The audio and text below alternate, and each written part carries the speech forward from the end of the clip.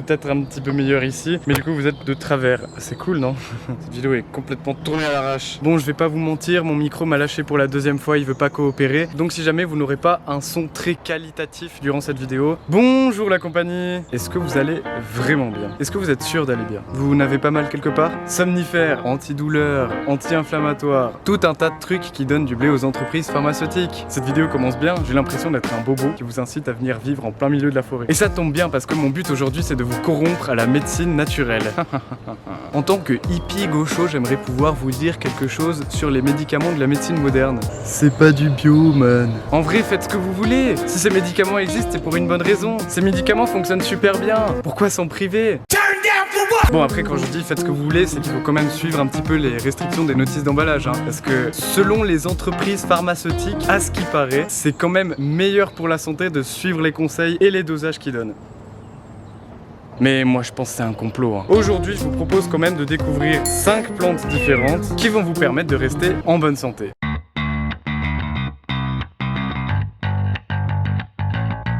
Selon la Bible, je lève les yeux comme si la Bible se trouvait au-dessus de ma tête, Dieu aurait justement caché des vertus dans la nature pour que les hommes puissent justement se guérir des maladies qu'il avait lui-même créées. C'est intelligent ça, dis donc. Ah mais je suis ravi. Donc merci qui d'avoir inventé de la drogue? C'est de la fougère.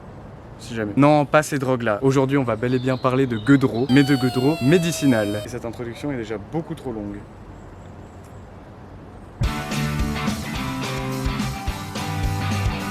Et c'est vrai que je devais répondre à la question que je vous avais posée dans la vidéo précédente, regardez.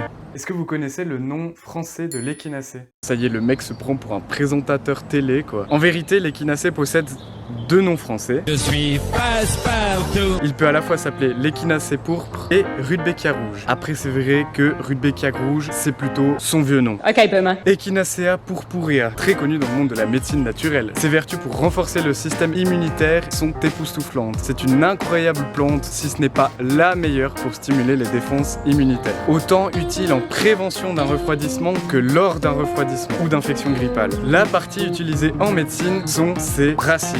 Et c'est principalement avec de l'alcool que l'on extrait des substances qui ont des effets sur le système immunitaire. Dans le milieu, ces substances sont appelées principes actifs, mais franchement, on s'en bat les couilles. Nique ta mère. Il est possible de s'en faire des décoctions, mais l'échinacée est si populaire que dans le commerce, vous allez en trouver sous toutes les formes. Mais parlons un petit peu des origines de cette plante. L'échinacée est originaire d'Amérique du Nord. Du coup, les premiers à l'utiliser étaient les Indiens, d'Amérique du coup. Ceux-ci employaient déjà ses racines pour combattre les infections virales, les maux de dents ou les maux de gorge. Attention, même si c'est de la médecine naturelle, il faut quand même prendre ses précautions. Par exemple, avec l'échinacée, c'est mieux pas d'en prendre si vous avez de l'immunodéficience ou si vous prenez des traitements qui agissent sur le système immunitaire. Voilà, c'est une petite parenthèse non négligeable, mais une parenthèse quand même.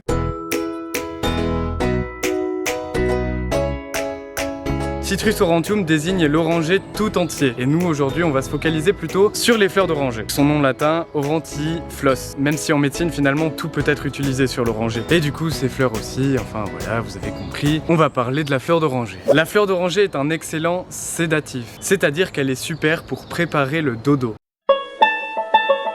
Salut mes petits muffins au sucre, aujourd'hui on va essayer de fabriquer du dodo fourré à la fleur d'oranger. Alors première étape, il faut aller acheter du dodo. Merci à tous de m'avoir suivi, abonnez-vous.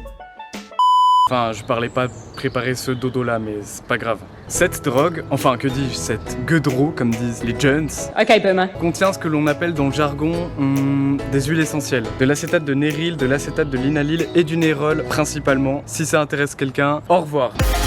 Plus sérieusement, cette drogue fonctionne aussi bien en infusion qu'en huile essentielle. Après, son huile essentielle vaut environ 45 francs les 2 ml. Mais les deux fonctionnent très bien pour calmer, apaiser, détendre la musculature ou encore stimuler l'endormissement. Et ce qui est génial encore avec cette plante, et non négligeable, c'est qu'elle est très facilement tolérée par tout le monde. Elle peut facilement être prise par les enfants en bas âge par exemple, voire même par les femmes enceintes. Mais demandez quand même l'avis d'un spécialiste. Parce qu'on sait jamais!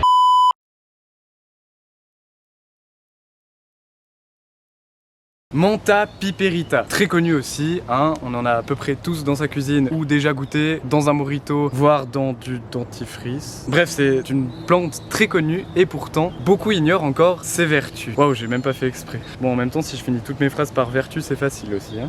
Effectivement, les feuilles de menthe fraîches ou non s'utilisent aussi bien pour faciliter la digestion, diminuer les crampes d'estomac ou réduire la pesanteur. Non, je parle de la sensation de pesanteur sur l'estomac. On peut aussi l'utiliser sous forme d'huile essentielle, beaucoup moins cher que l'essence de Neroli. Là c'est quoi 30 ml? Je disparais. Mais ça ne s'arrête pas là. Sous forme d'huile essentielle, la menthe possède encore d'autres vertus. Elle agit principalement contre les céphalées et les névralgies. Enfin contre les maux de tête. Il suffit de s'en appliquer un petit peu sur les tempes. C'est de pire en pire ici, hein. Mais l'huile essentielle de menthe possède encore un atout dans sa manche. Non seulement elle permet de calmer les maux de tête, mais en plus elle est légèrement stimulante pour le foie. Donc elle permet un petit peu de diminuer la quantité de lipides dans le sang. En gros, elle abaisse un petit peu le taux de cholestérol, indirectement. Quelques gouttes suffisent, je le dis assez dans mes vidéos, mais les huiles essentielles, ça doit vraiment se manipuler avec prudence. D'ailleurs, l'huile essentielle de menthe, avec son petit côté frais, brûlant ou picotant, ça dépend comment vous le ressentez vous, elle peut être irritante pour les voies respiratoires à trop forte dose, mais elle peut aussi aider à dégager un petit peu les voies respiratoires.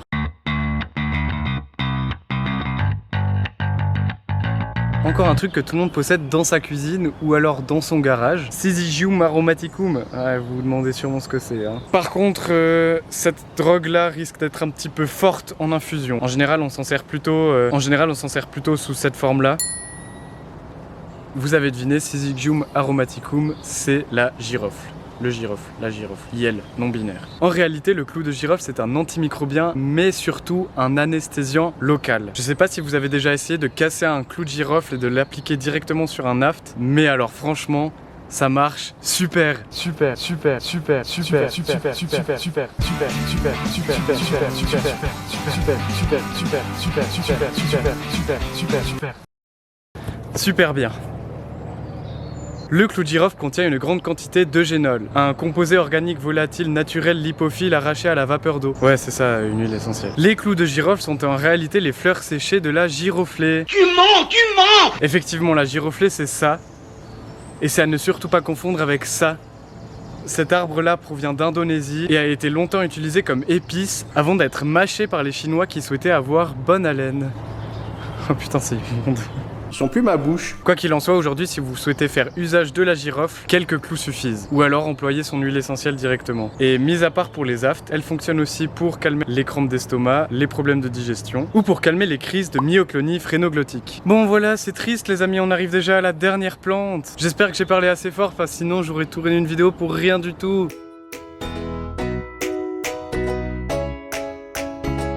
Trop peu connu leur pain rose, c'est pas le genre de truc qu'on a dans sa cuisine, comme la menthe ou le clou de girofle. Déjà c'est une plante de montagne qui pousse surtout en haute altitude, en général aux alentours des 2000 mètres. Pour la cultiver dans sa cuisine c'est un peu plus difficile. Vous le connaissez peut-être sous le nom de Rhodiola rosea. Alors ça ressemble à ça.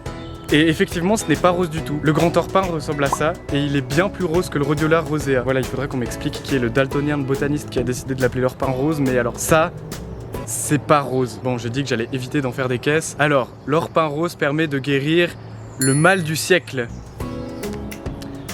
J'en ai trop fait, ça y est. Non, en vérité, l'orpin rose, ça permet de lutter contre le stress. Et oui, cette drogue détient des vertus comparables à celles du ginseng ou de l'Eleutherococcus santicosus. Be proud of you. Adaptogènes, c'est comme ça que l'on appelle les drogues qui permettent de mieux supporter le stress et la fatigue. Il est supposé que c'est en agissant sur les hormones du stress que ces plantes ont une action sur le corps tout entier. Sur le long terme, l'orpin rose devrait améliorer la concentration, la mémorisation, la qualité du sommeil, mais surtout, l'orpin rose permet d'éviter les effets néfastes du stress, c'est-à-dire tout un tas de trucs sympas, comme par exemple ça peut aller des banals troubles digestifs jusqu'à l'ulcère, du cholestérol, de la tachycardie et d'autres troubles du système cardiovasculaire, une baisse du système immunitaire, de l'arthrose, de l'obésité, de la perte d'appétit allant jusqu'à l'anorexie, ou en cas de gros lot, de tumeurs, d'Alzheimer ou de Parkinson, etc. etc. Vraiment super, hein, c'est la grande joie. J'ai des cernes de malade, je devrais prendre de l'orpin rose.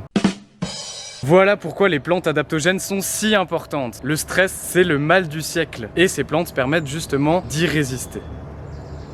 Je l'avais pas dit encore assez de fois. Malheureusement, ces drogues n'ont pas fait l'objet d'études auprès des femmes enceintes, donc c'est à éviter absolument. Et aussi chez les enfants. Voilà, petite parenthèse comme ça. Merci aux producteurs de girofle de m'avoir payé si cher pour avoir fait... Dégage. Merci aux producteurs de girofle de m'avoir payé si cher pour faire la promo du girofle.